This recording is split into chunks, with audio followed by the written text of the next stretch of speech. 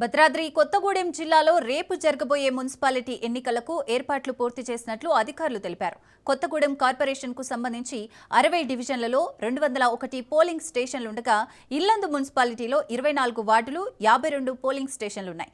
మొదటిసారిగా మున్సిపల్ ఎన్నికలు జరుగుతున్న అశ్వరావుపేట మున్సిపాలిటీలోని 22 వార్డుల్లో 35 పోలింగ్ స్టేషన్లను ఏర్పాటు చేసినట్లు అధికారులు తెలిపారు. భద్రాద్రి జిల్లాలో ఒక కార్పొరేషన్ 2 మున్సిపాలిటీలకు సంబంధించి పూర్తి సమాచారాన్ని మా ప్రతినిధి నవీన్ అందిస్తారు. భద్రాద్రి కొత్తగూడెం జిల్లాలో జరగబోయేటటువంటి మున్సిపాలిటీ ఎన్నికలకు సంబంధించి కొత్తగూడెం కార్పొరేషన్ అదేవిధంగా ఇల్లందు యశ్వరావుపేటకు అన్ని చోట్ల కూడా ఎన్నికలు రేపు నిర్వహించేందుకైతే అధికారులు అంటే మొత్తం సన్నద్ధం చేస్తున్న పరిస్థితి కూడా ఉంది. అయితే ఇప్పటికే డిస్ట్రిబ్యూషన్ సెంటర్ల నుంచి ఈ యొక్క వీటి ఏదైతే పోలింగ్కి సంబంధించినటువంటి వాటికి సంబంధించిన అంటే సామాన్లను వీటి అందరికీ కూడా వీరు అందజేస్తున్నారు. అదేవిధంగా పోలింగ్ సిబ్బందిని కూడా ఈ పోలింగ్ కేంద్రాలకైతే పంపిస్తున్నట్లుగా కూడా చూడవచ్చు. ఈ నేపథ్యంలో ఇటు జిల్లా కలెక్టర్ జితీష్ వి పాటిల్ అదేవిధంగా జిల్లా ఎస్పీ రోహిత్ రాజ్ అంటే వీటికి సంబంధించినటువంటి చర్యలు చేపడుతున్న పరిస్థితి కూడా ఉంది.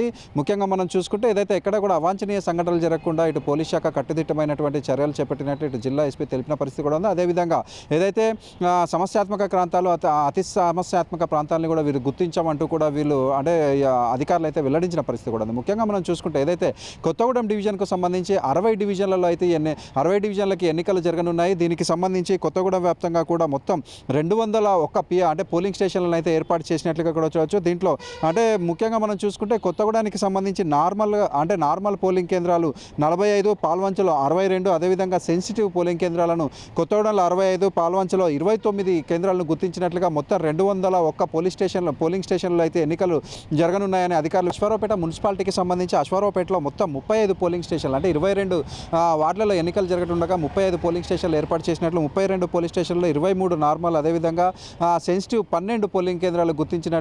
ముఖ్యంగా మనం చూసుకుంటే ఇల్లందు ఏదైతే అంటే ఈ జిల్లాలో ముఖ్యంగా క్రిటికల్ పోలింగ్ కేంద్రాలు ఎక్కువగా 19 క్రిటికల్ కేంద్రాలను అయితే ఇటు ఇల్లందులో గుర్తించామని అదేవిధంగా సెన్సిటివ్ 15 నార్మల్ 18 మొత్తం 52 పోలింగ్ కేంద్రాలను అయితే ఇటు ఇల్లందుకు కేటాయించిన అంటే ఇల్లందులో ఏర్పాటు చేసినట్లుగా అయితే జిల్లాది జితీష్ పాటిల్ చెప్పిన పరిస్థితి కూడా ఉంది. అయితే ఏదైతే ఇటు అతి సమస్యాత్మక ప్రాంతాలలో ఎటువంటి అవాంఛనీయ సంఘటనలు జరగకుండా అక్కడ అంటే ఎటువంటి ఇబ్బందులు తలెత్తకుండా ఇటు పోలీస్ శాఖ కూడా అంటే ఆ పోలింగ్ కేంద్రాలని అంటే క్షుణ్ణంగా పరిశీలిస్తుంది. అక్కడ ఎటువంటి సమస్యలు ఎదురు కాకుండా ఉండేందుకు చూస్తున్న పరిస్థితి కూడా ఉంది. ముఖ్యంగా మనం చూసుకుంటే ప్రతి పోలింగ్ స్టేషన్లో ప్రతి పోలింగ్ కేంద్రంలో కూడా వెబ్ కాస్టింగ్ ద్వారా ఇదంతా కూడా ఉంటుందంటే అదేవిధంగా ఇక్కడ ఉన్నటువంటి ఎన్నికల సిబ్బందికి సంబంధించి ర్యాండమైజేషన్లో వారికి విధుల్ని కేటాయించినట్లుగా కూడా చేయవచ్చు. అయితే మనం చూసుకుంటే ఏదైతే కొత్తగూడెం గ్రేటర్ మున్సిపాలిటీకి సంబంధించి మొత్తం 241 మంది పోలింగ్ ఆఫీసర్లను ఇక్కడ ఏర్పాటు చేశారు. అదేవిధంగా 723 మంది ఓపీఓలను ఈ ఇల్లందుకు సంబంధించి 62 మంది పోలింగ్